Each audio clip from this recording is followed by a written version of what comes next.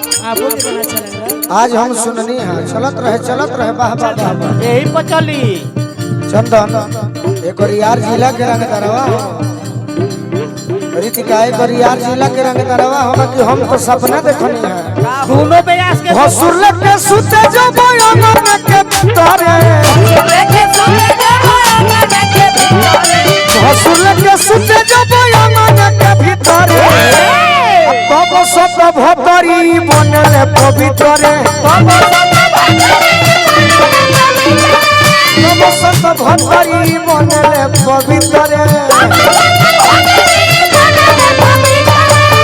जब पानी न मरोट बगिया वाला से गावे तो हिस बगिया वाला से तब मानी ई मरोट तब मानी ई मरोट हेलो रेशमा जी आप मन छोड़ के जा रहे हैं अब आप इधर आइए आप दोनों बेयास के गोपाल जा कमल चाचा उसको लेके आइए सही बात है लेके आइए आप उसको ये क्या है कमाल नहीं है छोड़िए मत हम दोनों लोग लेके आएंगे ना। हेलो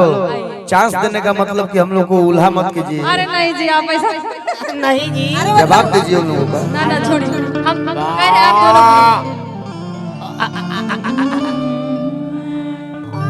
भैया कि छोड़ी गवन हरी में हरिया मेरा रुको तड़ी भावा दोनों जना खाते कि छोड़ी गवन हरी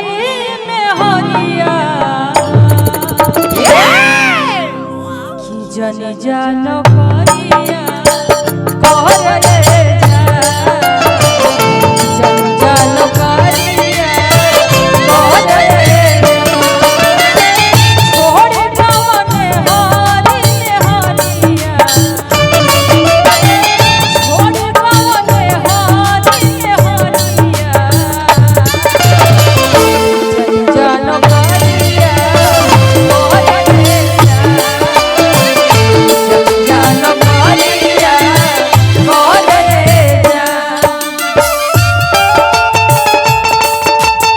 कल का जा दो आ जा फालतू बात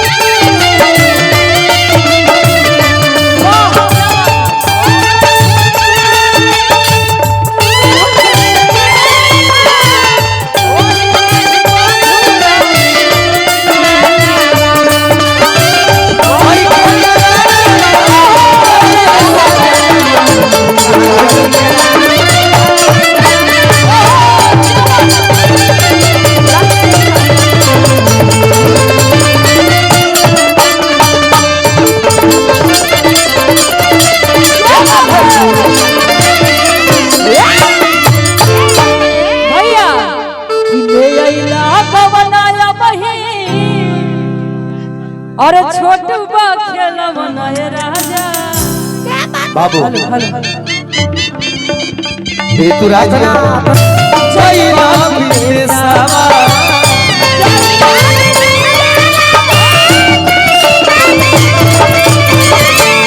पानी अभी तो कठिन कलेसावा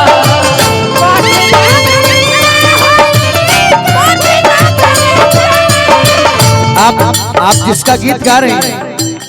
हम दोनों उस लड़की का सम्मान किस कदर करते हैं कि हम उनको दीदी बोलते हैं। ये गाना सोनी पांडे जी का जी जी गवना करा के जय बापी देसावा जय तोहर बाबा जय बाबा देसावा और बहिन और